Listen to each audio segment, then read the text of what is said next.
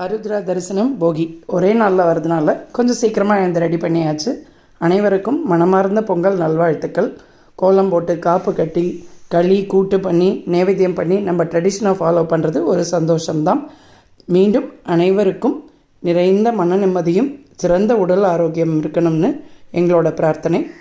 நமச்சிவாய வாழ்க, நாதன் தாழ் வாழ்க, இமை பொழுதும் என் நெஞ்சில் நீங்காதான் தாழ் வாழ்க, கோகழியாண்ட குருமணி தன் தாழ் வாழ்க, ஆகமமாகி நின்றன்னிப்பான் தாழ் வாழ்க, ஏகன் அநேகன் இறைவன்